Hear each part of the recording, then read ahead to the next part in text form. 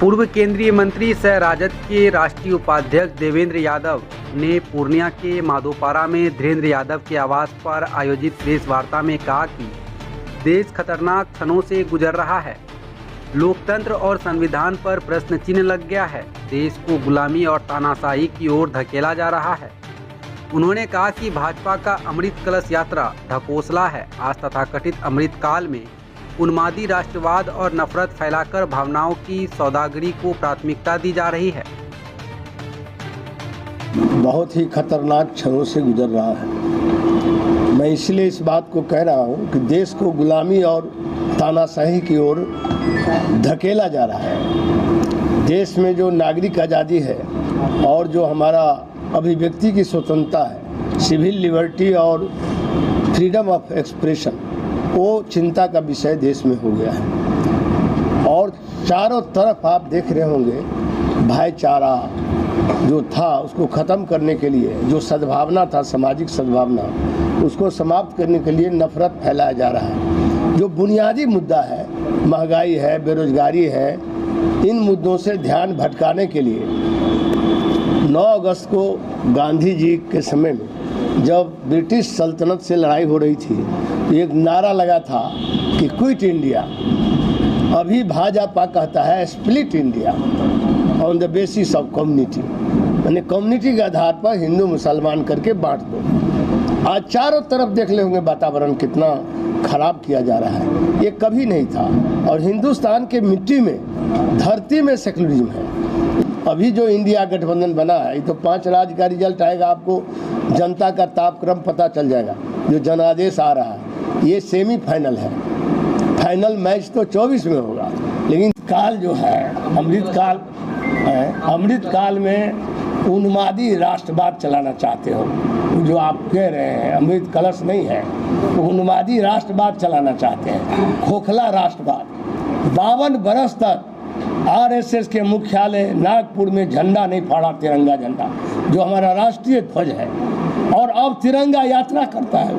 और ये जो आप कहते हैं कलश चलाता है, जगह जगह लोगों को भ्रमित किया जा रहा है। ये तो राष्ट्रवादी है ही नहीं। इनका राष्ट्र दूसरा झंडा है, भगवा ध्वजा इनका राष्ट्रीय ध्वजा है। इनका ये तिरंगा झंडा राष्ट्रीय झंडा नहीं है। ये मैं नहीं कर रहा हूँ, प्रमाण के साथ कर रहा हूँ। आरएसएस की किताब में है, जो गोलवरकर लिखा है बंच ऑफ थॉट, उसको देखा जाए।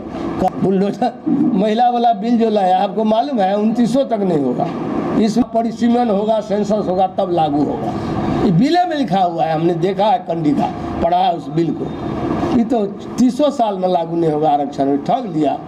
जैसे आप 5 किलो बांट दिए वोट के लिए, आप 80 करोड़ बना दिया बीपीएल को। अरे गरीबी रेखा के नीचे तो 40 करोड़ ही लोग हैं बिहार हिंदुस्तान में। आप 80 करोड़ गिना दिया। देखो मैं 80 करोड़ को दे रहा हूँ, इसका मतलब कोई विकास नहीं हुआ। 9 साल 10 साल आपको हो गया केंद्र में, तो गरीबी रेखा बढ़ न गया? आप ही ने बढ़ा दिया। आपने और 40 करोड़, उसका सब अनाज मार्केट में डंप हो रहा है।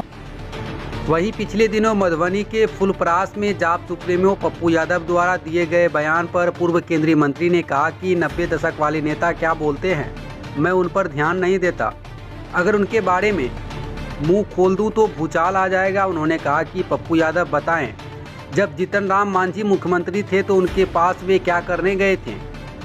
उन्होंने कहा कि जिस दिन रॉबिन हुड की छवि छोड़ देंगे, उनका महागठबंधन में स्वागत है।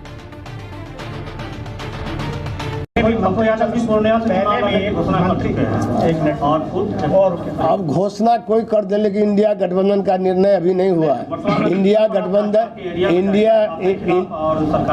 अब कुछ भी बोल सकते हैं, हम तो नोटिस ही नहीं लेते हैं। क्योंकि जिनका पूरा रॉबिन हुड चेहरा है, उसके विषय में मेरे जैसे आदमी 46 वर्ष हो गया, जब वो राजनीति में आए नहीं थे तब हमें मिले थे।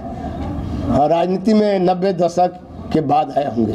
90 दशक वाला क्या बोलता है उस पर हम बहुत ध्यान नहीं देते हैं। 90 दशक तो हम लोग वो सब विभाग में नहीं है, जिस विभाग में सब जगह क्षेत्र में जाते हैं। उनको इतिहास भूगोल नहीं पता है मेरे गांव का, मेरे क्षेत्र का, कि कौन लोग क्या है।